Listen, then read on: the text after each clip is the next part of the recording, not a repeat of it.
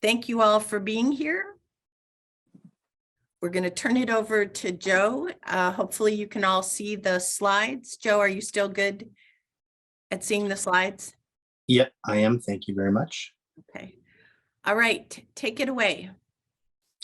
Well, Suzanne is going to serve as my Vanna White here because I don't like technology. It seems crazy to think that, but you know, I'm not one of these technical guys. So I guess I was asked a couple weeks ago to put this presentation together and really wasn't too sure exactly what I was to be talking about because like Tom was talking earlier in the plenary, you know, the new term of affordable versus low income. I'd never heard the term braided funding until I saw that on this agenda in this meeting invite.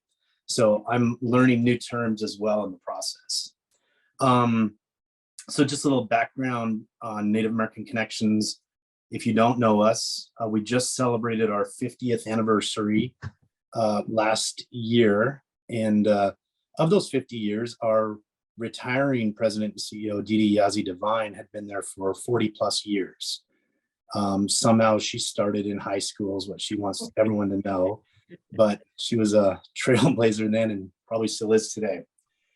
So we really started, our grassroots was one of, you know, creating sort of a safe, sober living environment for Native men that were moving from reservations to the city, Phoenix to the Valley for either education, employment, just whatever the opportunities might be for them. Understanding that in most tribal communities, it's fairly desolate, high rates of unemployment, lots of poverty, and of course, terrible housing situations. And then unfortunately, that's still that today.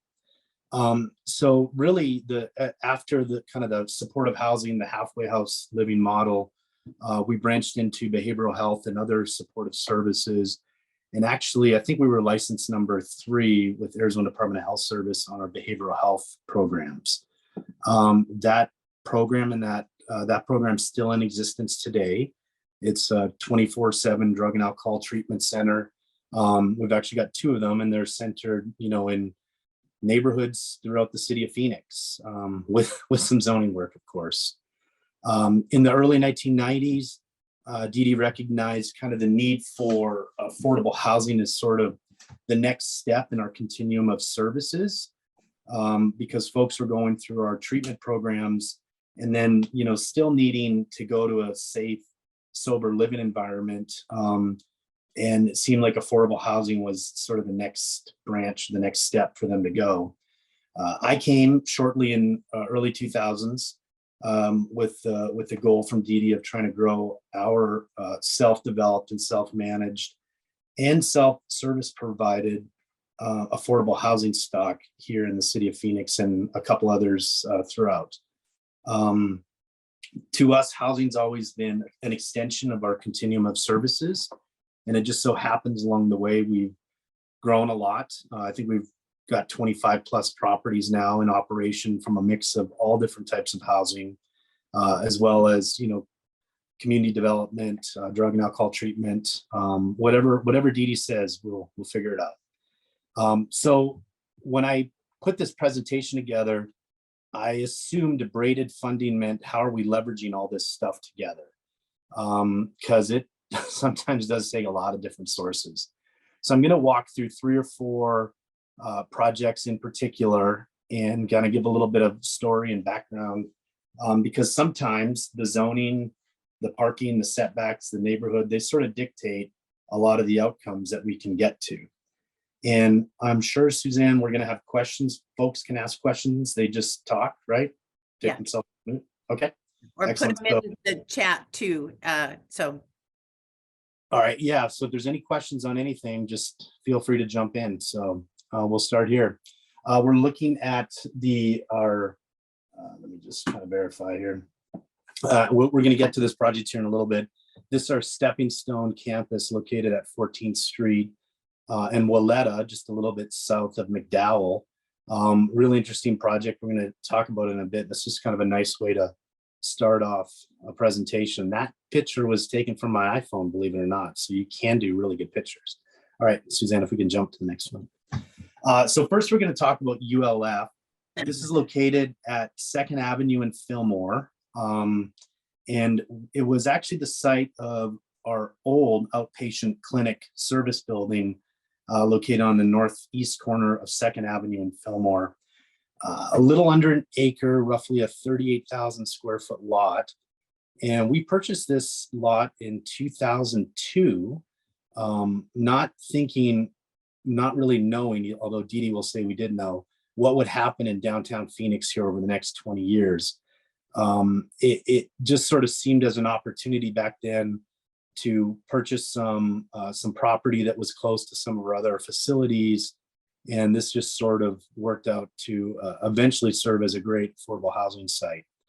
I wanted to bring this up because not one of our affordable housing developments is kind of like the other.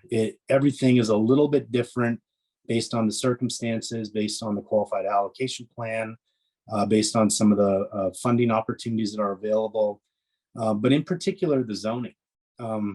I used to, early on, I used to think that, access to capital and how much dollars we'd have for development and construction was sort of our limiting factor on what we could develop with respect to affordable housing. That's definitely still there, but it's also morphed into all of the zoning and the regulations associated with land uses for whatever jurisdictions and neighborhoods you're working in. This site, fortunately, was part of a downtown overlay called the Downtown Code. It's also part of the Transit Overlay District. So it has certain incentives within the city of Phoenix that lead to greater density, greater parking reductions, and the ability to sort of go with what we're going to call a zero lot line, which is great if you don't have any neighbors around you. It's not great if you're butting up to a neighbor, but that is the purpose of infill housing, in my opinion. We don't have a lot of opportunities to develop affordable housing anywhere. So for us to sacrifice perhaps that wing on the right side, which is probably a total of about 15 units in total, those are 15 families that couldn't have been served with this development. Suzanne, if you can just, so there's some pictures inside. Patricia will, I think all the slides are going to be shared with everyone. I believe that, Yes. Amy and Suzanne are going to send it all out. Again, as Native American Connections is not only the developer, but we're also the property manager and the service provider.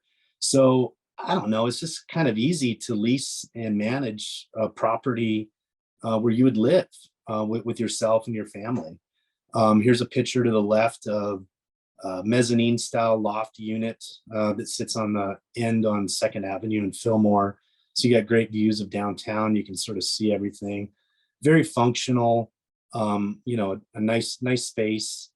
Over on the top right is a small community center space. We build a lot of community spaces and opportunities so we can make those spaces multi-use, be it financial literacy classes, birthday parties. I'm sure we might have even had a Phoenix Suns watch party in one of these last night and everyone was disappointed with the outcome, but it's just creating that kind of community. I think that's really, really important to get around that social isolation. You can see on the bottom right, just kind of some of the outdoor amenities. Again, barbecues. I'm not too sure if we have any other pictures, but this is a secure courtyard playground area just on the courtyard. Suzanne, if you can go next. So I know this is probably what everyone wants to see, all the different sources it takes. This project was finished in 2018 or 19. I apologize. It's all sort of blurring together here. But it was at the start of what I would consider kind of the way the construction market got a little bit crazy. Not only that, but we also had to deal with APS on some high tension power lines that were running in the alley and how those had to get relocated. So, again, when Tom was talking about how it takes a couple of years sometimes just to get a project into construction, Although that wasn't the case on this one because we did own the property and kind of went a little bit at risk on some of the site planning and the architectural work. It still did take a lot longer than it should have, just dealing with the utilities and trying to finish up construction. Couple things I want to note here, not by choice, but by design, because we had to make it work. Since we own the property, which is that acquisition cost line item number, we recognize in the escalating construction costs that we actually had to fully submit the full value of the land as a seller carryback to make this deal work. And then, like a punch in the nose, we still had to defer some developer fees in order to make everything work. That not a lot of developers will make those choices and make that investment. Because essentially it's an investment in the future tenants and, our ability to house them. But it is what it is, and once this project started construction, of course, we've got to finish it. But you can see here, outside of the construction loan, there's 5 or 6 different sources that all sort of leverage together, and they're all as equally as important as another. Just like how, your parents would say, I love all my children the same. Even though we know there's a favorite, for my family, it was my little brother for sure. And as you can see here, for us, our favorite is NEF because they were the largest contributor on this project via the tax credit equity. One thing. What is NEF, Joe? So people Sure. know. Yeah, they're called National Equity Fund, and they're a national syndicator of low-income housing tax credits.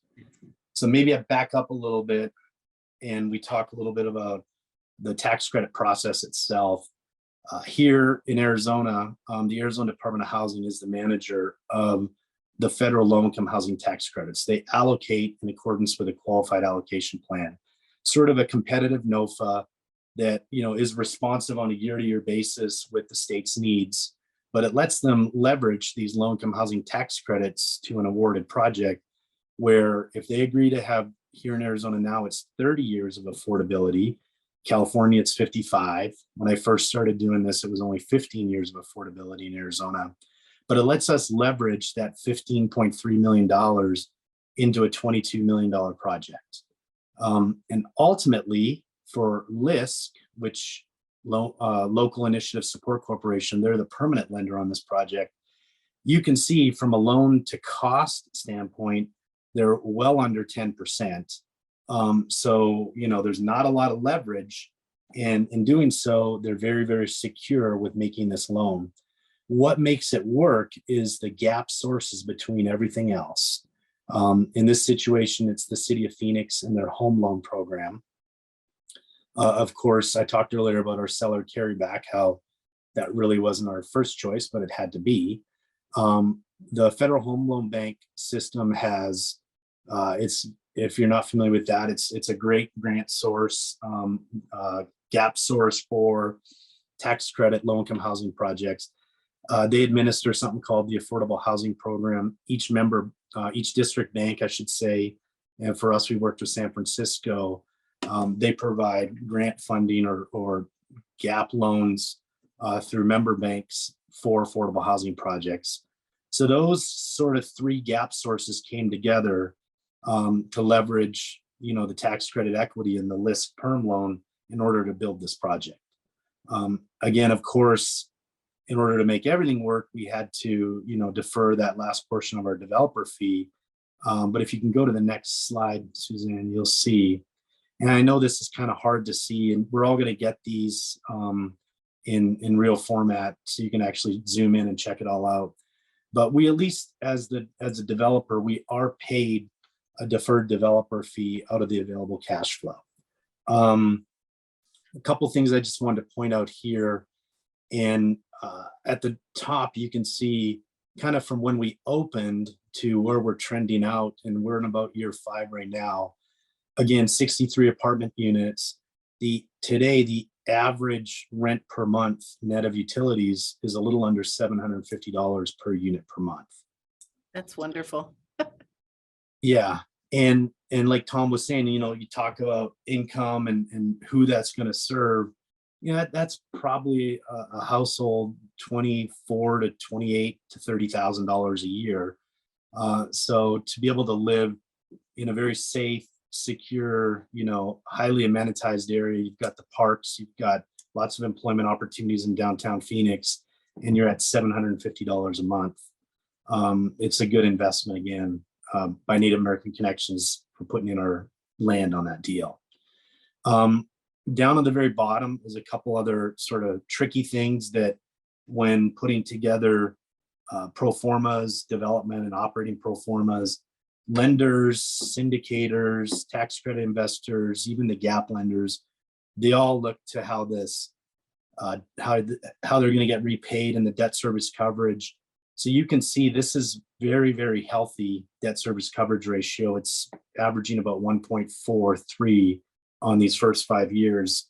What this is telling me is when we placed in service in year one, the rents actually really jumped that year from HUD, which is kind of what allowed us to bump those rents up at that point.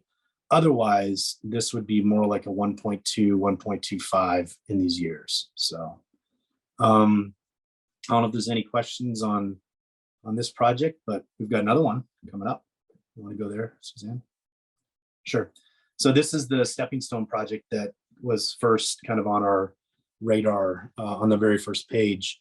On the top left, you can see around 2012, when we originally developed it. I probably should have updated this slide to 1996 when we first acquired the property jointly with Mercy Housing, and we redeveloped the far building on the right, which was a 1950s dining hall, and we renovated the two buildings on the left, which were built in 1919. That long, skinny building that's sitting in the middle became our stepping stone phase 2, which was sort of the second iteration of this campus.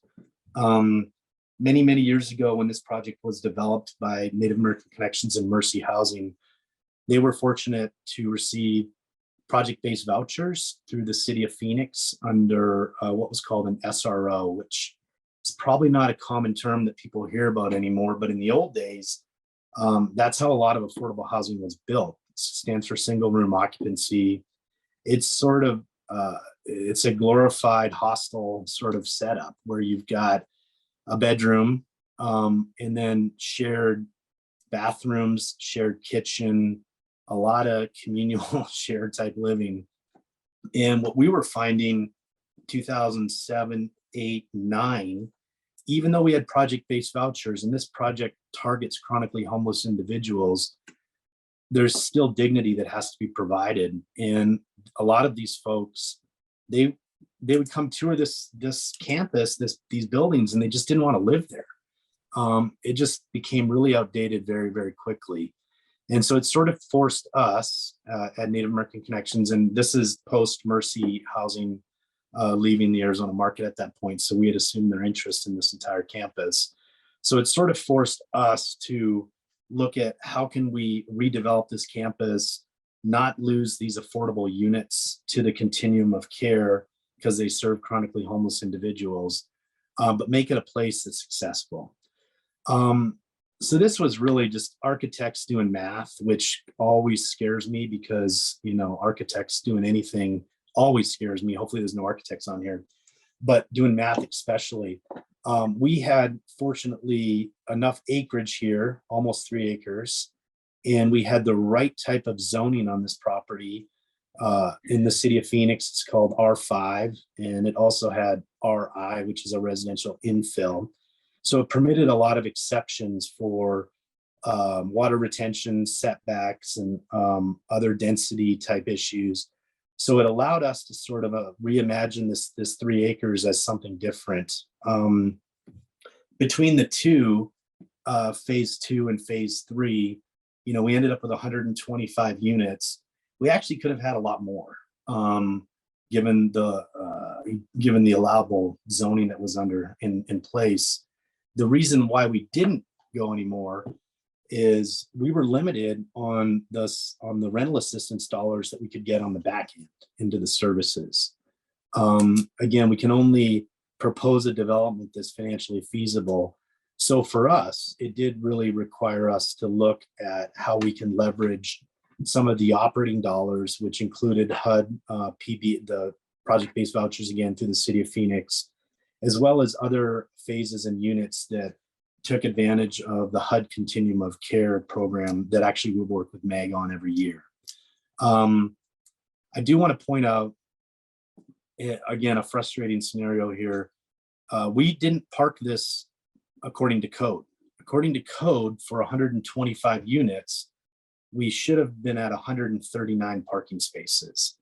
I want to remind everyone, this is a homeless population that we're serving. And the cars that you can see in these two aerial pictures, I will almost guarantee are staff or vendors coming to the site to do services. So there's not a lot of homeless individuals, especially chronically homeless individuals that have cars. So part of the challenge that we face when we go before a neighborhood is getting the proper variances and parking use permits, whatever the case might be, in order to get all the entitlements in place. We did go through that process on this project, and it was very painful. Took us about a year to work ourselves through the neighborhood processes. And you can see we went from what was required 139 to 93 parking spaces. And in the bottom left, you can see how many cars are there today, about the same number, if any. So we build a lot of blacktop. We're sacrificing green space and/or units to make the parking work. So Suzanne, if you can go to the next one, please. We just have some pictures. I like that picture on the top left. It shows architecturally two competing different styles, but down that middle is the property line. And so you can see how the buildings set back off the property line from each other. So again, a pretty tight development, fun during construction, always with these types of things, but once it's done, they tend to work really well. And again, this campus has 125 units that serves chronically homeless individuals. So we're going to take a look at the next one, Suzanne, is we've got more pictures.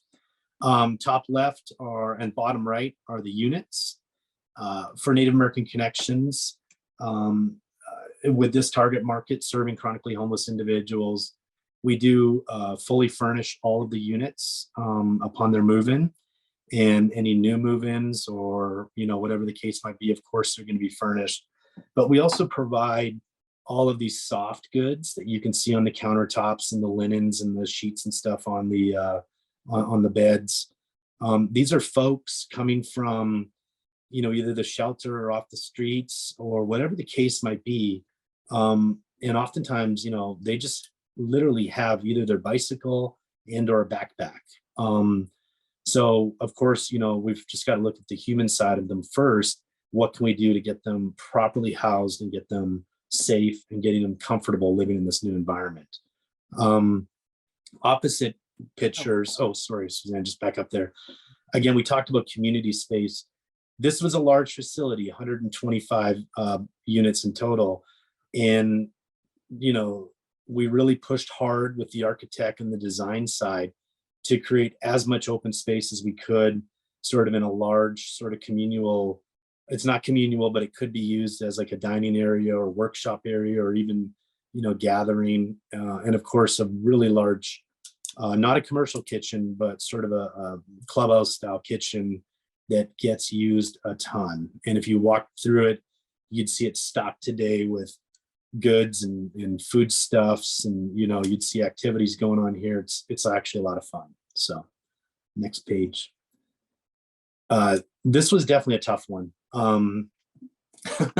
We originally applied for 9% credits on this, but we unfortunately didn't receive it, so we had to switch it to a 4% tax exempt bond. Didn't really want to do that, but we kind of had to, because we had the rental assistance all in place. And in order to make that happen, we kind of had to, march ourselves forward with this 4% model. So it took a lot more, whereas, ULF showed 4 or 5 different sources. I think we were at 9 or 10 on this one. And you can just sort of see how it all came together between the land again. Unfortunately, we had to put the land back in and had to provide a loan ourselves, what would be called a general partner loan. We ended up refinancing it through Common Spirit and collaterally assign that interest. A lot of kudos to the Arizona Department of Housing on this project. They stepped up tremendously with the National Housing Trust Fund dollars that they had available to make this project work. Because again, National Housing Trust Fund, ADOH has set it up to serve 30% AMI households, which all of these tenants were. So, Joe, we've got about 15 minutes left, so I want to make sure you can get through your slides. yeah, I think I'm almost done actually. Okay. We just got one. Oh, again, I just point this one out for the average utilities, average rent. It's a little bit higher, honestly, than I would have thought, but that's a testament to all of our working with our benefits folks. So including utilities again, these are homeless individuals that got, tied into their Social Security, any of their other disabilities, their entitlements they're entitled to. So they are paying a portion towards their rent. Suzanne, next one. I just wanted to point this one I'll go really quick. This was a really cool project. It was Virginia and 3rd Street, kind of in partnership with ASU, Herberger Institute for Design. We worked with 30-some college students on reimagining a campus. And we liked this site. It was a bank-owned medical office facility that had the right zoning. So it seemed like a good opportunity for us to try to redevelop the property. If we can keep going. It's got a wellness center or drug and alcohol center on kind of the east side of the campus. And then on the west side is the 74 apartment units here. You can sort of see, some cultural activities happening and also the clubhouse space on the bottom right. So we'll go a little bit more here.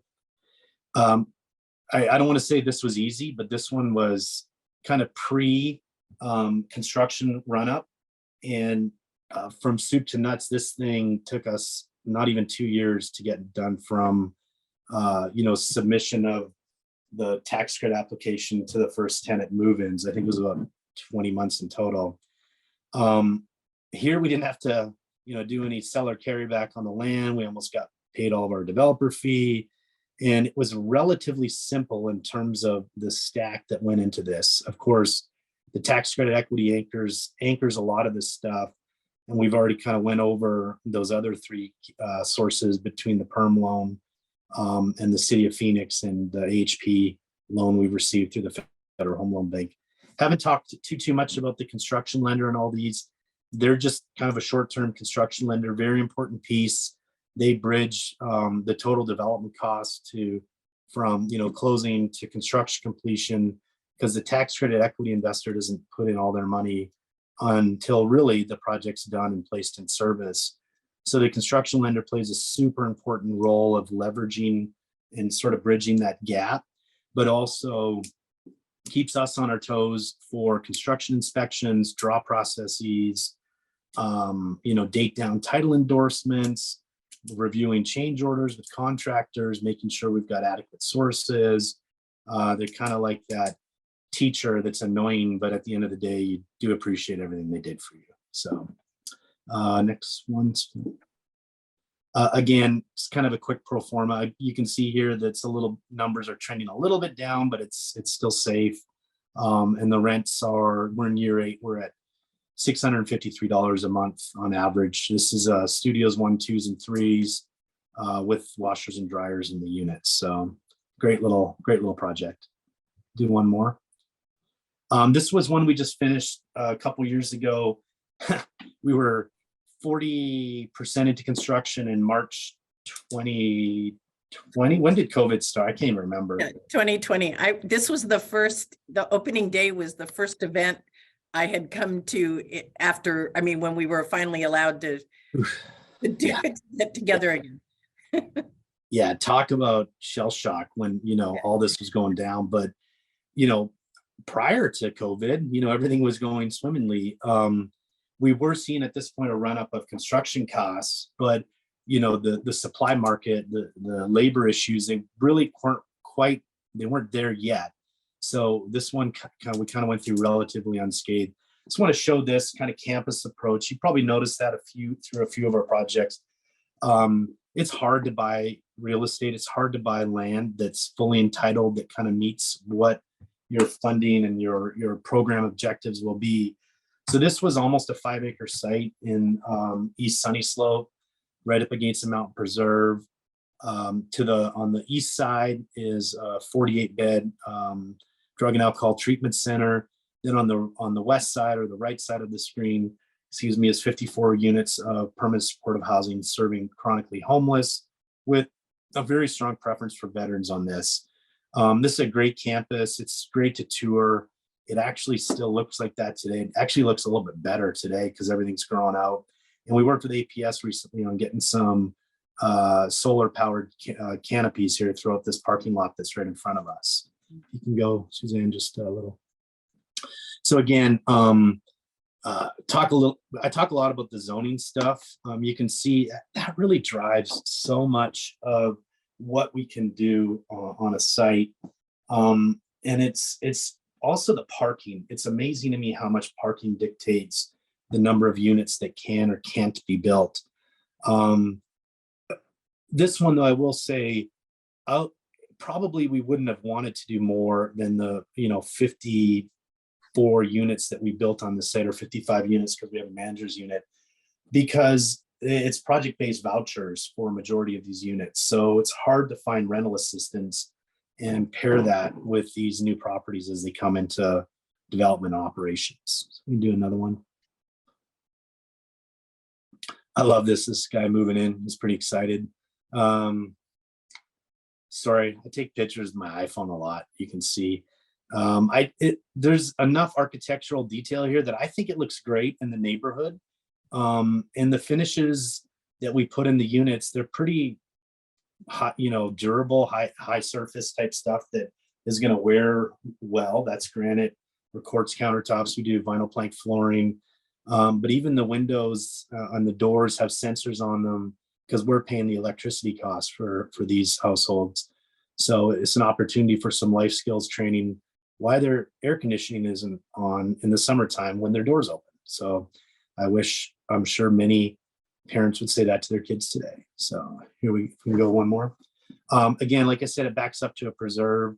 So you got some great views of the mountains, and again, the community space that's on the right-hand side, inside and outside, you can see here is great. Lots of activities that happen. These places are just so lively. It's a lot of fun. We'll keep going. 54 units again. ADOH, this should say National Housing Trust Fund as well, not State Housing Fund. Same time, they sort of stepped up. But you can notice here, I mean, yeah, we had to defer some developer fee. We didn't necessarily need, not that we don't like to work with the city of Phoenix, because this project is in the city of Phoenix, but we didn't need any of the city of Phoenix home funds. This is kind of before construction costs just got crazy. Now we need every little piece that we can pull together. So I think we're more probably similar to the Stepping Stone 3 model that I sent earlier, where we've got 9 or 10 sources now. I just wanted to point out, I know that says NAC equity, tax credits, limited partnerships, the way stuff gets structured. Hopefully there's no lawyers on this call, but we got to do certain things a certain way. But I think if you've got a good product and you're doing good work, you have to be aggressive on applying for grants that will help supplement either the development or the operations, and sometimes both. So you can see on this project, and I know it's because we were targeting homeless veterans. We were quite successful in reaching out to some national foundations on securing some grant funds that really help kind of pencil this project a little bit better. So we can go to the next page. Just probably have a pro forma. This probably wouldn't be reminiscent of today's average rents on the top, because now that they're kind of stabilized, I'd be willing to bet the average tenant paid rents, they're more about $250 to $300 per unit per month. being paid by the tenant. That's just simply because, you know, it takes a good year to get folks re-entitled with everything that they should be getting them mainstream with all their medical needs, their dental needs. You know, we're not, you know, we're getting away from ambulances and ERs and into primary care. We're getting them, you know, food security. We're getting them to local clinics, whatever the case might be. So these properties really shortly, I'd say within a year to 2 years, everything really does start to normalize. They're actually, our PSH properties are my most favorite ones to tour because they're always the cleanest and I think the quietest. It's our family properties because those kids are crazy, but they're kids, so they should be crazy. So.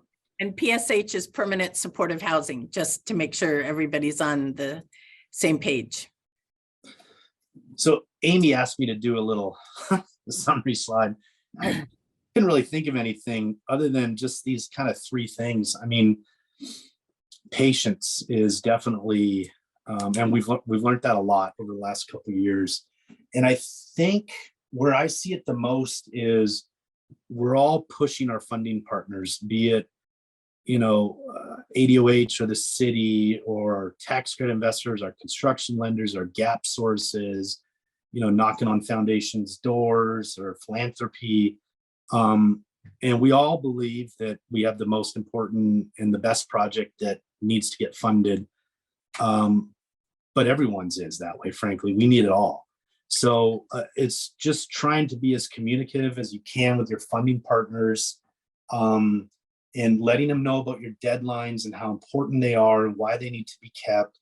A little bit of persistence here, but not like, don't be a big pain, I guess, is the way I'd say. Creativity and flexibility. You can kind of see through the iteration of those 4 or 5 projects, there's a lot of different designs. There's a lot of different physical locations, be it infill, be it, you know, on mountain preserves, target markets who we're serving. And we just always have to be looking for solutions. And I added this last statement, how saying time is the most expensive line item in your budget. You know, I've seen, and we've lived this, you know, through lived experiences at NAC over the 20 plus years I've been there. You know, we think we're saving $1 here or there, but it's just costing us way more time.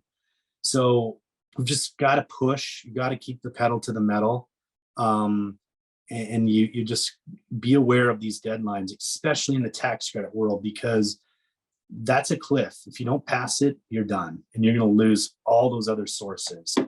And make sure all your funding partners are aware of it. They might not be aware of how important some of these deadlines are. And I used to think this was just Chuck Rotzer's term. I Googled it. I didn't know it was Voltaire, but don't let perfect be the enemy of the good. He told me that probably 25 years ago, the first time I worked with him, because I'm a little bit OCD and wanting to make sure everything's perfect. And he's right. Don't let Mary Sue hear that today, but he's totally right. It is something that we just gotta build it. We can try to fix it, you know, a little tweak here or there on the next one. The most important thing is just to get these units completed, placed in service, these families, these individuals, these households moved in. We just got to get on to the next one. So that's about it. Let me stop the share. Thank you so much, Joe. I would tell you that Joe is like the Yoda or Obi-Wan Kenobi of how to braid funding and take the advantage of all the different, and they are, to your point, Amber, these are beautiful facilities. It would, the more we can sort of get the word out visually, I think of what this housing looks like, it is every bit as good as market rate housing, and yet it's providing some very critical services. So let me, and I know there's some other people on here who also help with funding. Pat McNamara is on from LISC, and Brooke Page is on from CSH. So let me first, we've only got about a few minutes, but any immediate questions for Joe?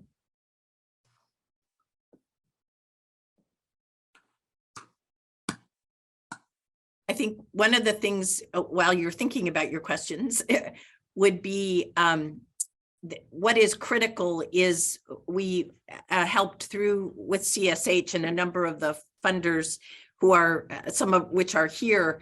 We did put together kind of a cohort of training and looking at, and Joe, I know DeDe said when she went through, it was like graduate school for affordable housing development.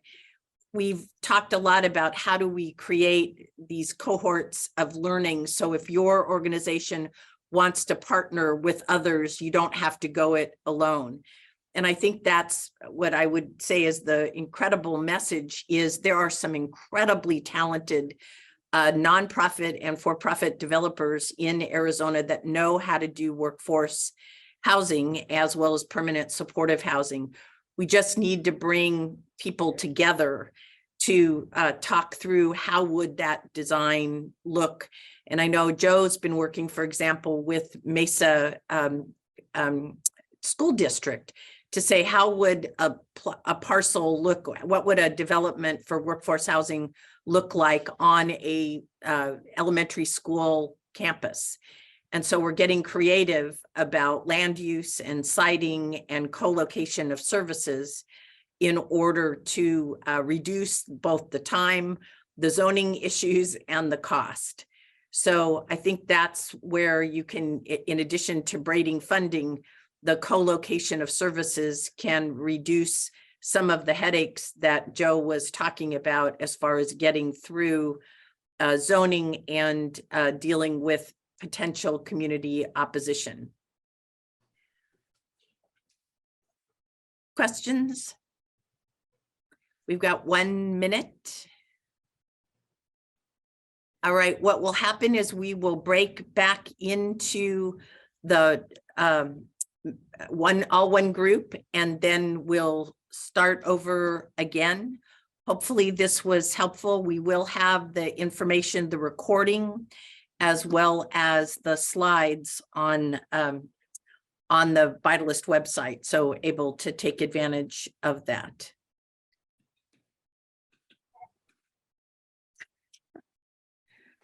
So thank you all very much. I think Thanks. we're